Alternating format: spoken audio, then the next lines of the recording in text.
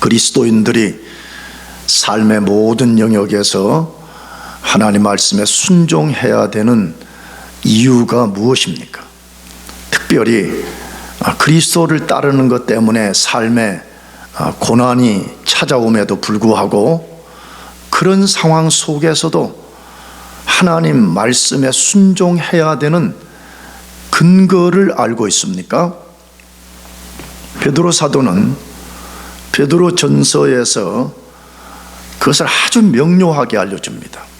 근데 베드로 사도가 알려주는 두 가지 근거를 소개하려고 그러는데, 첫째로는 그리스도인들은 예수 그리스도의 피로 구속을 받았기 때문이라고 근거를 제시합니다. 자주 말씀드렸어요. 우리가 이렇게 순종을 하면 구원받는 거 아니에요. 아무도 순종해서 구원을 얻을 수 있는 사람은 한 사람도 없습니다. 하나님이 우리 보고 이렇게 살아라 저렇게 살아라라고 말씀을 하실 때는 먼저 우리를 구원해 주셨기 때문에 그렇게 살라고 말씀하시는 것입니다. 사도 베드로도 그 원리로 베드로 전서를 쓴 거죠. 이미 우리가 오래전에 읽었지만 먼저 1장의 내용은 전부 다 뭐예요? 예수님이 우리를 위해서 십자가에서 피 흘려 죽으시고 그가 우리를 위해서 부활하심을 통해 가지고 우리를 구속해 줬다는 거예요. 죄값을 완전히 지불하고 우리를 죄와 마귀와 세상으로부터 구원해 주셨다는 거예요. 그래서 2장에 오면 그 구속을 해 주었기 때문에 구속에 합당한 삶을 살아라는 거예요. 그것이 뭐지요? 더 이상 구원받기 전에 옛 사람의 지배된 삶을 살지 말고 이제 구원받은 후에 새로운 사람이 된 그 삶으로서 살아가라, 그것입니다. 그래서 베드로 사도가 오늘 본문에서도 계속해서 하나님의 명령에 순종해서 살라고 명령하고 있는 것입니다. 두 번째, 우리가 하나님의 말씀에 순종해야 되는 이유는 우리가 종말 시대를 살고 있기 때문이라고 말씀합니다. 무슨 시대를 산다고요? 종말 시대를 살고 있다는 거예요. 그것을 오늘 본문 4장 7절 상반절에 이렇게 기록을 했어요. 만물의 마지막이 가까웠으니 라고 되어 있습니다. 만물의 마지막이 가까웠다 라고 말씀합니다. 만물의 마지막이 가까웠기 때문에 우리가 그 어느 때보다 하나님 명령에 순종하는 삶을 살아야 된다는 것입니다. 그런데 이 베드로전서를 읽어보게 되면 길게는 2장부터지만 좀 짧게는 4장 7절부터 4장 19절까지 해서 종말 시대를 살아가는 우리가 지켜야 되는 10가지 커맨드먼트를 거기다 기록해 놨어요. 더 넓게는 더 많지만 좀 이게 좁히면 종말을 살아가는 우리가 힘써 지켜야 될 10가지 계명이 있다라고 말씀하고 있습니다. 자, 그렇다면 만물의 마지막이 가까웠다는 뜻은 무엇을 말할까요? 우리가 그냥 단순히 생각해 봐도 베드로 사도가 이 베드로 전서를 기록해서 말씀을 한 후로 약 2000년이 지났습니다. 그래도 만물의 마지막이 아직 안 왔습니다. 그래서 많은 사람들이 이 말씀을 거짓말이라고 조롱하고 무시합니다. 세상 사람들은 내가 보기에 잘 안 해요. 그래서 모르니까. 근데 교회를 다니는 사람들 중에서도 성경을 읽거나 혹은 목사가 우리가 지금 만물의 마지막 때를 살아가고 있다 그러면 속으로 거짓말이라는 거예요.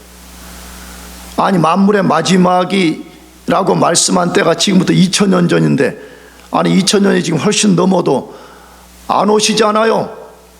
거짓말 아니에요? 뻥 아니에요. 그냥 괜히 우리 보고 종교적 열심을 내라고 그런 말씀을 기록해 놓은 거 아니에요 라고 생각을 한다 이 말이에요. 자, 그렇다면 우리는 마땅히 만물의 마지막이 가까웠다는 성경적 정의가 무엇인가를 알아야 된다 이 말이에요. 성경은 어떤 의미 때문에 사도 베드로 때도 만물의 마지막이라고 그러고 오늘 우리 때도 만물의 마지막이라 그렇게 말하냐 이 말이에요. 일단은 만물의 마지막이라는 말은 뭐지요? 예수님이 재림해서 우리가 살고 있는 옛 세상을 완전히 종식시키는 것을 말하는 것입니다. 여러분 이걸 이해하고 있나 모르겠어요. 성경은 옛 세대와 새 세대가 분명하게 존재한다고 말해. 그런데 옛 세대는 타락한 아담의 죄로 말미암아 지배된 세상을 말하는 거. 이것은 언젠가 그리스도가 재림해서 그것을 끝을 낼 것이라고 말해요. 그것을 성경 용어로는 종말이라 그렇게 말씀하는 거예요. 그래서 성경은 종말을 뭐라고 말하냐 그러면 우리는 바로 그냥 예수님이 재림하는 이날만을 종말이라고 생각하기 쉬운데 예수님이 옛 세상이 지배된 이 세상 속에 초림해서 오신 거예요. 2000년 전에 하나님의 보내심을 받고 이 세상에 처음으로 오셨고 그가 부활 승천한 후에 다시 언젠가 재림하시는 이 전체 기간을 성경은 종말이라 그렇게 표현을 써요. 그래서 이 말 속에는 뭐가 담겨 있어요?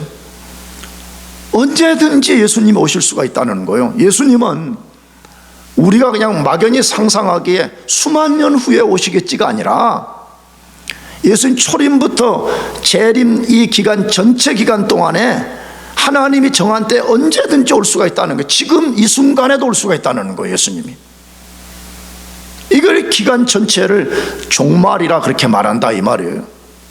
그래서 예수님이 사도를 통해 가지고 지금 우리가 만물의 마지막 때를 살고 있다라고 말하는데도 예수님이 안 온다고 거짓말, 그건 지금 성경을 잘못 읽고 있다는 거예요. 지금 우리가 지금 예배하고 설교하는 이 순간에도 예수님이 자기 자신을 우리가 탁 이렇게 나타낼 수가 있는 거예요. 우리는 그런 만물의 종말, 마지막 때를 살고 있는 것입니다. 그래서 야고보서에서 많은 성경에서도 말하지만 야고보서 5장 8절 너희도 길이 참고 마음을 굳게 하라 주의 강림이 가까우니라 그렇게 말했어요. 이걸 잘못 읽게 되면 어떻게 된다고요? 거짓말한다는 거예요. 2000년 전에 가깝다고 그랬는데 아직도 2000년이 지났는데 안 왔다는 거예요. 여러분 착각하면 안 됩니다. 예수님은 언제든지 나타날 수가 있습니다. 그래서 엄밀하게 말하면 우리는 종말 시대에 살고 있는 거예요. 논리적으로 그렇지 않겠어요?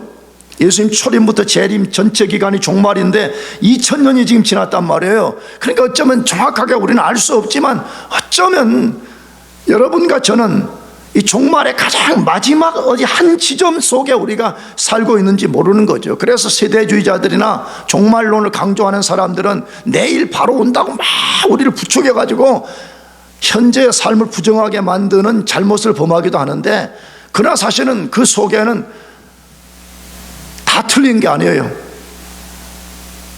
지금 이 순간이 종말의 종말이 될 수도 있고, 아니면 오늘 밤이 종말의 종말이 될 수도 있고, 아니면 내일 아침이 우리가 종말의 종말이 될 수 있다는 것이에요.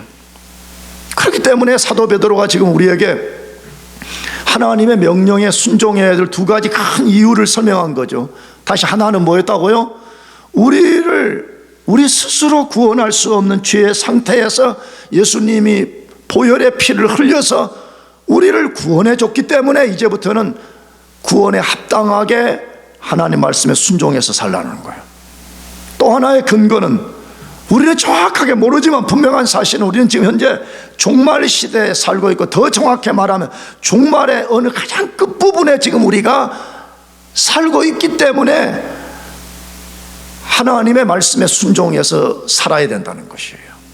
그러면 여러분과 제가 종말 시대에 순종해야 될 주님의 구체적 명령이 뭐냐는 거예요. 무엇에 구체적으로 힘을 쓰면서 살아가라고 말하냐 하는 것이에요. 첫 번째로는 정신을 차리고 근신하여 기도에 힘을 쓰라고 말합니다. 자, 읽어봅시다. 다시 뭐라고 했다고요? 뭘 차리고요? 정신을 차리고 근신하여 기도에 힘을 쓰라라고 말씀합니다. 이게 오늘 종말 시대를 살고 있는 우리에게 주어진 첫 번째 명령이에요. 정신 바짝 차리고 근신해서 기도하는 일에 힘을 쓰라. 이게 살아계신 하나님이 그의 사도를 통해서 우리에게 주신 명령이다 이 말이에요. 어떻게 근데 우리가 이 명령을 무시할 수가 있어요? 여러분이 진짜 그리스도인이 맞고 내가 진짜 그리스도인이 맞다면 어떻게 만물의 주 되신 하나님이 그의 사도를 통해서 말씀한 이 말씀의 길을 막아버리고 우리가 이 말씀을 업신여기고 이 말씀을 가볍게 여기고 살 수가 있냐 이 말이에요. 오늘 본문 4장 7절에 하나님이 그것을 사도를 통해 아주 명료하게 말씀하지 않습니까? 만물의 마지막에 가까웠으니 그러므로 너희는 정신을 차리고 근신하여 기도하라라고 말씀합니다. 종말 시대를 살고 있는 10가지 계명 중에 첫 번째를 사도가 뭐라고 말하는 거예요? 정신 바짝 차리고 근신해서 기도에 힘을 쓰라고 말합니다. 왜 그러는 게 이게 제일 중요하다는 거예요. 항상 우리가 글을 써보면 알지만 제일 중요한 걸 제일 앞에 놓든지 아니면 제일 마지막에 놓잖아요. 그렇잖아요. 제일 앞부분에 이걸 놔가지고 이게 종말 시대를 살고 있는 우리에게 가장 중요한 거라는 거예요. 그래서 기도에 힘을 써라. 기도에 힘을 쓰지 않으면 안 된다는 거예요. 자, 그러면 우리에게 질문해 봅시다. 왜 우리가 기도에 힘을 쓰지 않으면 안 되는 거예요? 아니, 그냥 우리가 그 이유를 만드는 게 아니고 성경이 뭐라고 하는 거예요? 여러분, 기도에 힘을 쓰지 않는 사람은 도적처럼 재림하시는 예수님을 기쁨으로 맞이할 수 없다고 말씀하고 있습니다. 마태복음 25장 10처녀 비유에서 그 5처녀, 어리석은 5처녀 같은 거죠. 다 그들도 10명 다 똑같이 신랑을 맞이하려고 등불을 다 준비해서 5명도 준비하고 5명도 다 준비를 했어. 5명은 준비하고 5명은 준비 안 한 게 아니야. 똑같이 등불을 준비해서. 근데 지혜와 지혜롭지 않은 차이가 뭘 만들어내는 거예요? 어리석은 5처녀들은 자기들이 신랑 올 날을 자기들이 시간을 예측한 거죠. 초저녁에 올 거야. 그러니까 등불만 하나 들고 가도 돼. 여분의 기름이 필요 없다라고 자기들이 판단하는 거예요. 근데 지혜로운 처녀들은 어떻게 했어요? 신랑이 어느 때 올지 모른다는 거예요. 그때 당시에 결혼 방식에서. 그러니까 우리가 등불만 준비해서는 안 되고, 혹은 새벽녘에 오게 되면 등불에 기름이 다 떨어져 버리면 얼마나 우리가 당황스럽겠느냐. 그러니까 엑스트라로 우리가 기름을 준비해 가자, 그렇게 하는 거죠.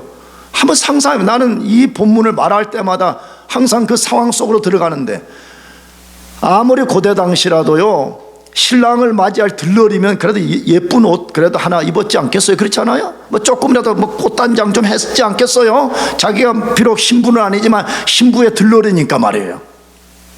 그러면 누구나 그냥 간편하게 등 하나 들고 가고 싶지, 하나는 등 들어야 돼. 또 한 손에는 또 기름병 들어야 돼. 얼마나 귀찮은 일이에요. 그러니까 아이고 필요 없다는 거예요. 그냥 등불만 하나 간단하게 편리하게 들고 가겠다는 거예요. 그런데 인생이 엄청난 결과에 직면했다는 거예요. 뭐죠? 자기들이 예측지 않은 때 신랑이 왔을 때에 등과 기름을 준비한 들러리들만이 신랑과 함께 결혼이라는 뱅키 속으로 들어갔지만 나머지는 못 들어갔다고 돼 있는 거잖아요. 여러분, 예수님이 이거 우리 보고 장난치라고 이 말 주신 게 아니잖아요. 반드시 그런 날이 온다는 거예요.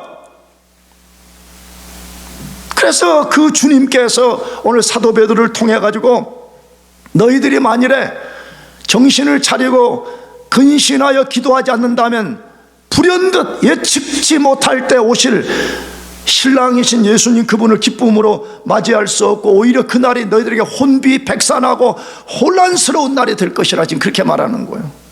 여러분은 어떻게 생각하고 신앙생활하고 있어요? 나는 모르겠어요. 내가 목사이기 때문에 그런지 나는 모르겠는데 나는 늘 이 두려움이 사실은 있어요. 만일에 내가 영적으로 깨어있지 않는 순간에, 내가 영적으로 완전히 묻어있는 그런 상태, 내가 세속성에 완전히 사로잡혀 있는 그날에 갑자기 주님이 나타나신다 그러면 내가 정말 그분을 기쁨으로 맞이할 수 있을까? 아니면 혼비백산 혼란, 어찌 할 바를 모르는 그런 상황에 떨어질까 하는 생각을 종종 하고 살고 있습니다.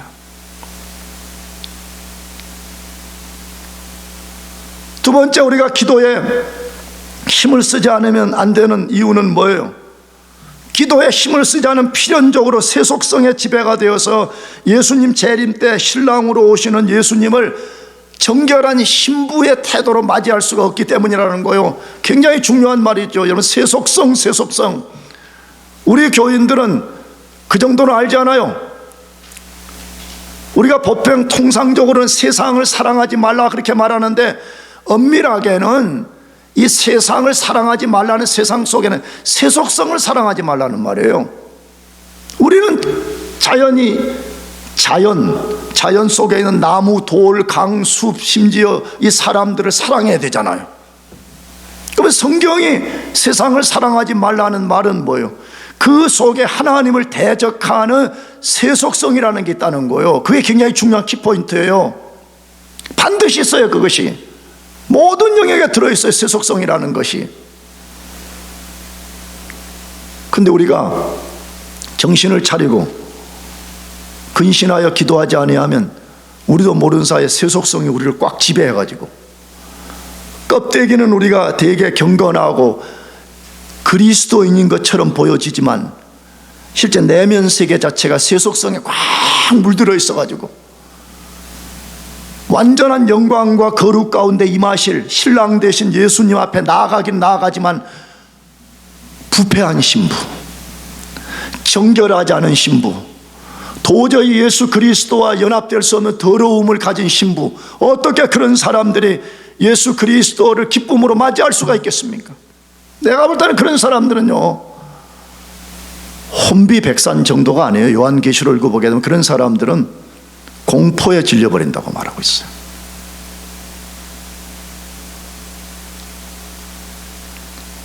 나와 여러분 자신에게 질문해 봅시다. 여러분 지금 만일에 예수님 오늘 저녁에 여러분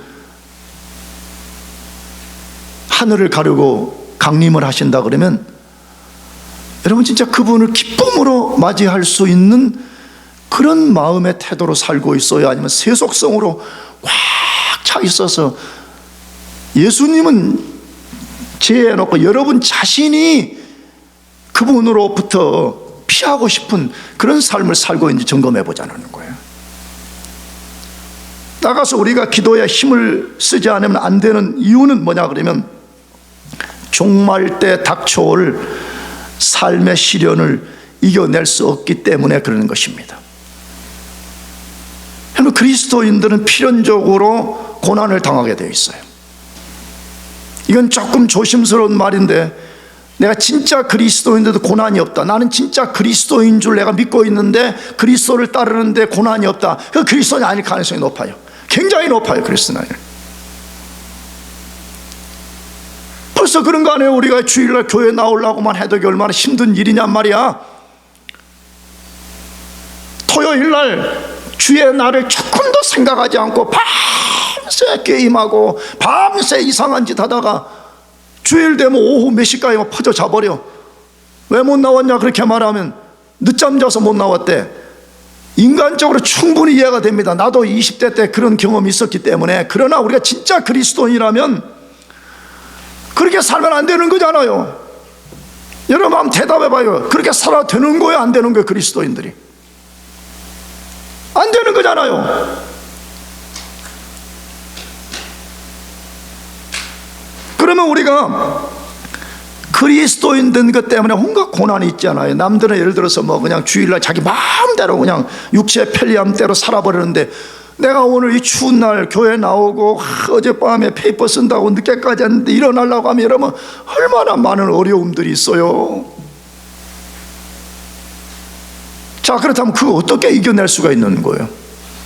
우리는 똑같잖아요. 예수 안 믿는 사람이나 예수 믿는 사람이나 육체라는 게 똑같은 유한성을 갖고 있는 존재잖아요. 그럼 우리 그리스도인들은 그들이 하지 않는 삶의 방식을 따르는 것 때문에 더 많은 고난이 있는데, 더 많은 어려움이 있는데 이거 어떻게 이겨낼 수 있냐 이 말이에요. 베드로 사도가 지금 우리에게 그거 알려주는 거죠. 기도밖에 없다는 거. 뭐밖에 없다고요? 기도밖에 없다는 거요.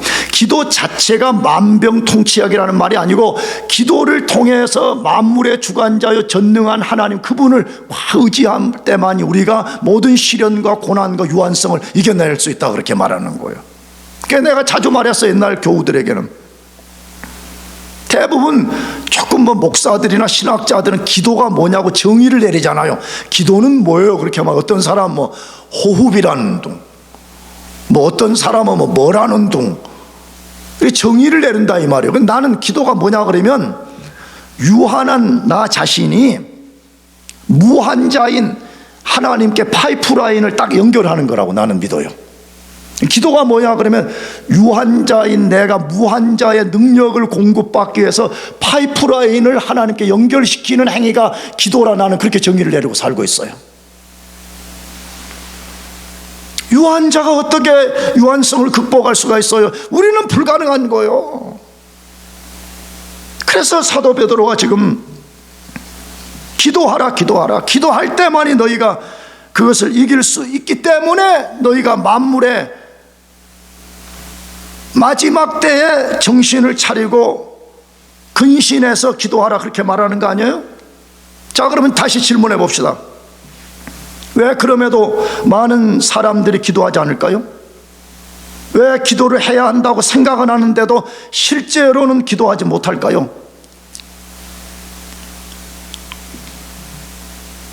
답해봐요. 교회 조금 다니면 그래도 기도의 중요성을 이론적으로는 알잖아, 그렇잖아. 그래서 유의식 중에 기도해야지 라고 생각은 해요. 근데 왜 기도하지 못하죠? 조금 더 발전된 게 뭐지요? 이번 주말에 기도 좀 해야지, 언제 기도해야지. 근데 실제 돌아보면 삶의 기도가 없다는 거예요. 여러분 어떻습니까? 난 여러분을 일일이 조사하지 않았기 때문에 내가 뭐라고 말할 수는 없겠습니다. 그래서 내가 보편적으로 보게 되면 태반이 기도 없는 삶을 산다 이거예요. 늘 생각으로만 기도를 해야지라고 하지만 실제는 기도 없는 삶을 살고 있다는 거예요. 자, 그러면 왜 생각은 기도를 해야 된다 그랬는데 기도하지 못하는 거예요? 그것도 여러 가지 이유가 있겠죠. 그러나 사도 베드로가 아주 우리에게 분명한 이유를 알려줍니다. 그게 뭐래요?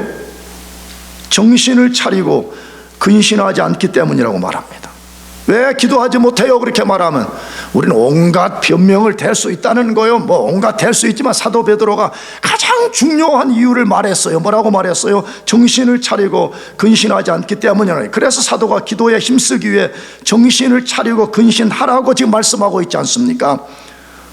만일에 우리가 이렇게 하지 않는다면, 기도의 중요성을 깨닫지 못하거나 기도를 해야 한다고 생각만 할 뿐이지, 말로만 할 뿐이지 실제로 기도에 힘쓰지 않는다는 것입니다. 명료해요. 여러분 어떻게 경험하고 있어요? 나는 하나님의 말씀이 진리라는 것이, 이게 하나님의 말씀이기 때문에도 그걸 믿지만 나의 경험이 굉장히 많이 증명을 해줘요. 나도 그래.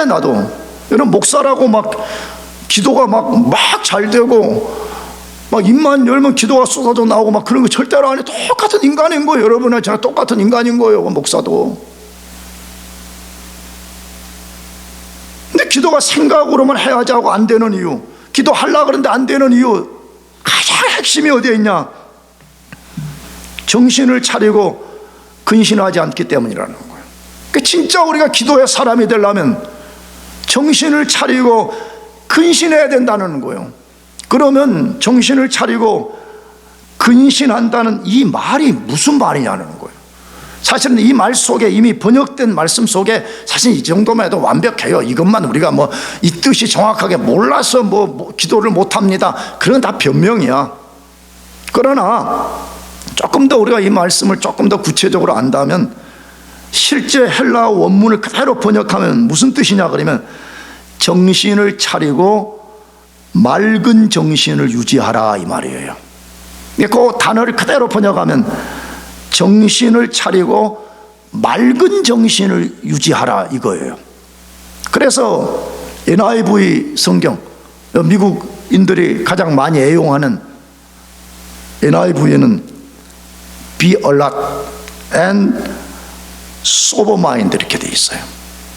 NIV는 어떻게 번역을 했냐 그러면 우리가 기도하기 위해서 경계해야 된다는 게, 뭔가를 Be alert, be alert. 나는 간혹 우리 동네 여기 살면서 가장 듣기 싫은 소리가 뭐냐 그러면 무슨 쓰레기 차나 무슨 동네 청소차가 큰 차가 와가지고 뒤로 빼가면서 그 부조음 울리는 거 있잖아요. 얼마나 자극적인지 몰라. 그 막 어떤 때는 막 짜증이 나. 그런데도 이해는 돼. 왜? 사람을 자극을 시켜가지고 혹시라도 그 큰 쓰레기차 뒤에 사람이 있다가 다칠까 봐가지고 자극을 줘가지고 지금 위험한 차가, 위험한 물건이 지금 오고 있으니까 경계하라, 경계하라, 피하라 이거잖아요. 나는 해군 생활을 예전에 한국에서 했거든요. 해군에 보게 되면 요즘 모르겠어요. 옛날 우리 때는 Be alert. 왜? 미국의 배들을 다 인수해 와가지고 대부분 미국 체제로 돼 있거든. Be alert, be alert. 온통 Be alert. 경계하라, 경계하라, 경계하라. 뭘 보여줘요? NIV대로 하게 되면 우리가 기도에 힘을 쓰기 위해서 경계해야 될 게 너무 많다는 거예요. 경계해야 될 게. 근데 어떻게 해요? 우리는 대부분이 경계하지 않습니다. 성경은 기도에 힘을 쓰기 위해서 비얼라타라고 말하는데, 그게 뭐가 중요하냐는, 기도가 뭐가 중요하냐는 거예요. 삶에 하나님이 말씀하는 비얼라트가 없다는 거예요. 경계가 없다는 거예요. 다시 말하면 내가 오늘 저녁에 기도하기 위해서 오늘 낮에 무엇을 경계해야 될 것인가, 내일 내가 기도하기 위해서 오늘 밤에 내가 무엇을 경계할 것인가, 이게 없다는 거예요. 그래 기도가 안 되는 거예요. 그 기도가 쉬운 게 아니에요, 여러분요. 내가 자주 좋아하고 인용했던 영국의 위대한 설교자 마틴 로이드 존슨은 그 뛰어난 설교자거든요. 흔히 100년에 한 번 나올까 말까 한 설교자라 그렇게 칭함받는 사람이에요. 근데 그의 전기와 그의 글을 읽어보게 되면 그의 생애 가장 어려운 게 기도였다 그렇게 말해. 우리 같으면 아니 목회를 뭐 50년 60년 했으면 기도가 제일 쉬울 것 같아. 근데 마틴 노연스가 말하기를 자기 삶에 가장 어려운 것이 기도였다 그렇게 말해. 기도는 그렇게 쉬운 게 아니에요. 그래서 기도의 사람들이 기도를 중노동이라고 말하는 거잖아요. 그래 기도가 안 되는 거예요. 비얼라트가 안 되니까. 나가서 NIV는 뭐라고 번역했다고요? 소버마인드. 근데 소버라는 이 말이 대부분은 술 취함, 술 취하지 않은 이때 쓰는 단어거든요.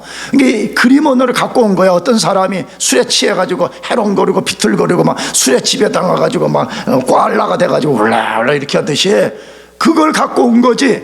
그러면서 진짜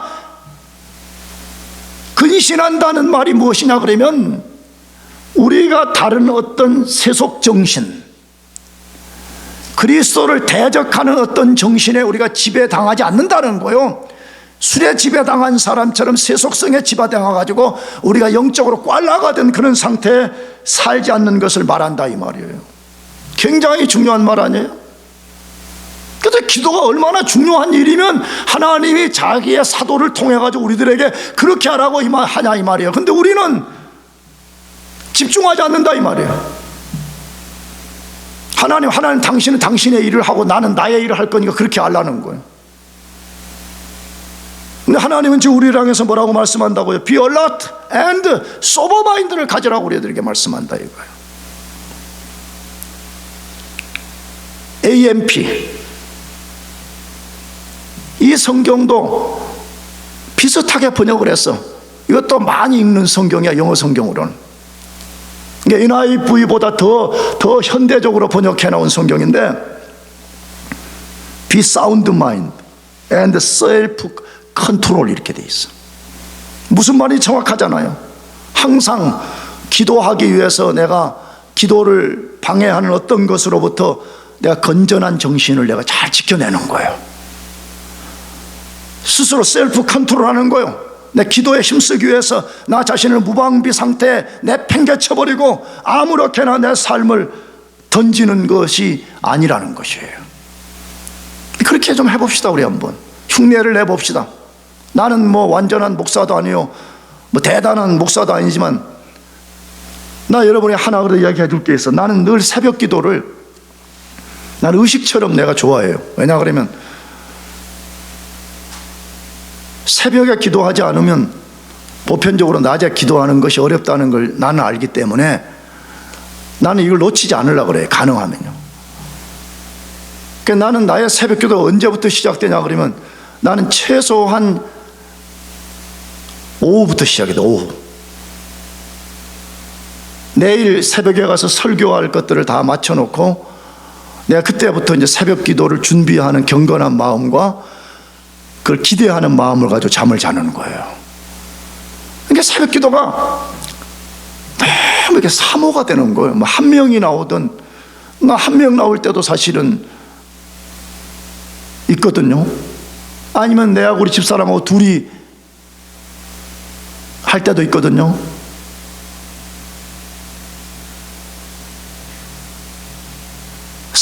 사모가 돼. 그래서 여러분들은 공부하는 학생들이기 때문에 내가 똑같은 패턴을 유지할 수 있는지 그건 난 잘 모르겠어요. 그러나 여러분이 꼭 새벽 기도가 아니어도 만일에 여러분들이 진짜 기도의 사람이 되고 싶다면 정신을 차리고 근신해야 된다 이 말이에요. 건전한 정신을 계속 유지를 하고 내가 거기에 집중하기 위해서 셀프 컨트롤 할 수 있는 그런 자세가 필요하다. 그렇지 않으면 우리는 절대로 기도할 수 없다는 거예요. 이렇게는 하겠죠. 그냥 단발성 기도, 짧게 그냥 하나님 나 오늘 힘들어요 도와주세요. 하나님 나 이거 필요해요. 그런 단발성 기도는 할 수가 있겠죠. 그러나 하나님의 보좌 앞에 나아가서 왕이신 하나님과 깊이 교제하고 교통할 수 있는, 그건 불가능한 거예요. 그렇게 되지가 않아요. 내 말이 틀리지 않을 거예요. 여러분 기도가 잘 안 되는 사람들 보면. 자, 그러면 정신을 차리고 맑은 정신을 유지하라는 이 말의 구체적 적용은 뭐냐 이게. 우리가 그러면 어떻게 그걸 구체화시킬 수 있겠냐 하는 거예요. 앞에서 제가 잠깐씩 말씀을 드렸지만 다시 정리해서 마지막으로 말씀드리려고 그래요. 자기 마음이 주님이 미워하는 더러운 세속성에 물들지 않게 해야 됩니다. 사실 그리스도인 그 싸움하는 거예요. 그리스도인들의 신앙의 소극적인 영역이 뭐요? 그렇게 말하면 세속성에 물들지 않기 위해서 자기를 지켜내서 사는 것을 말하는 거예요. 이걸 할 수 있어야 돼요. 두 번째로 정신을 차리고 맑은 정신을 유지하라는 것은 무엇이에요? 말씀드렸어요. 술 취한 것처럼 해롱해롱 그렇게 살지 않고 영적으로 탁 깨어서 끊임없이 예수 그리스도를 응시하는 거예요. 나의 왕이시오, 나의 주이시오, 나의 모든 것의 모든 것이 되시는 그분을 주목하면서 살아가는 것이에요. 나가서 이 말의 구체적인 내용은 뭐예요? 자기 자신의 상황과 환경이 어떠하든지 간에 그리스도의 재림만이 우리의 유일한 소망이라는 것을 믿고 끊임없이 그의 재림을 소망하고 그를 의지해서 사는 것을 말해요. 여러분이 지금은 어쩌면 이 목사의 설교가 듣기 싫고 지금 듣기 싫어서 귀를 막으려고 하는 사람들이 있을 거라고 내가 알고 있어요. 또 기도냐고. 그러나 여러분, 언젠가 이 말씀이 얼마나 소중한 말씀이었는가를 알게 되는 날이 올 것이에요. 다만 너무 늦지 않게 알았으면 좋겠어요. 그리스도 심판대 앞에 가서 여러분 이걸 깨닫는 날이 온다 그러면 그때는 늦은 겁니다. 어떤 신학자의 말을 소개하면서 마치려고 합니다. 그리스도인은 기도하는 사람이고 기도하지 않는 사람은 그리스도인이 아니다 그랬습니다.